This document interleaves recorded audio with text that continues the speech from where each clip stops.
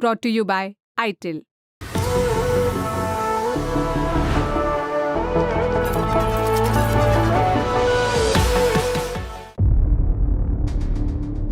एक और नायाब सिंह सैनी पंचकुला में हरियाणा के सीएम पद की शपथ ले रहे थे और दूसरी ओर पंचकुला से करीब 250 किलोमीटर दूर दिल्ली में उनकी शपथ रुकवाने के लिए सुप्रीम कोर्ट में सुनवाई हो रही थी।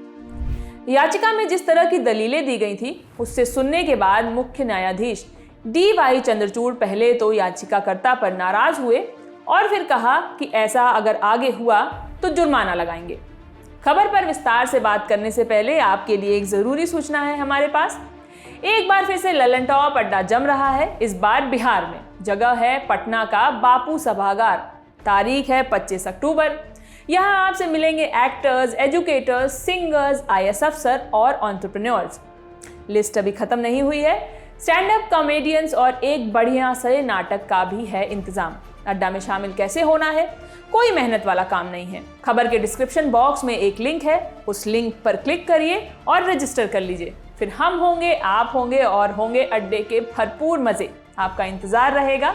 अब खबर पर वापस लौटते हैं। हरियाणा विधानसभा की 20 सीटों पर फिर से चुनाव कराए जाने की मांग को लेकर सुप्रीम कोर्ट में एक याचिका दाखिल की गई थी। इसमें कहा गया था कि चुनाव के दौरान EVM में छेड़छाड़ हुई है।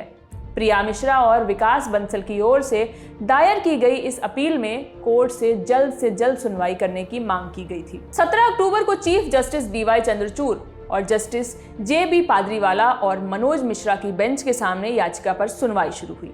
अपील में दी गई दलीलों को पढ़ते ही पहले तो चीफ जस्टिस ने नाराजगी जताई और बेहद सख्त लहजे में याचिकाकर्ताओं को डांट लगाई।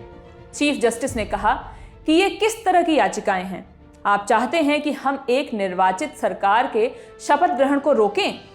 हम आपको सतर्क कर रहे हैं, हम जुर्माना लगाएंगे। आप कोर्ट को कागज सौंप दें, हम विचार करेंगे कि इस पर सुनवाई होनी है या इसे खारिज करना है। सुप्रीम कोर्ट में जो याचिका दाखिल की गई उसमें EVM की बैटरी को लेकर भी सवाल किया गया था।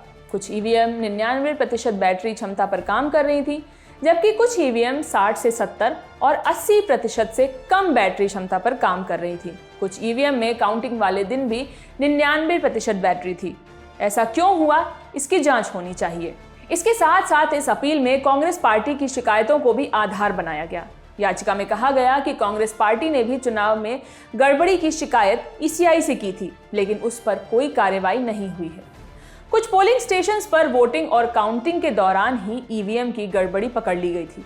मौके पर मौजूद कांग्रेस नेताओं और कार्यकर्ताओं ने EVM की गड़बड़ी को वहां मौजूद चुनाव अधिकारी को बताया भी था, लेकिन कांग्रेस के लोग ज्यादा नहीं थे, इसलिए उनकी सुनवाई नहीं हुई।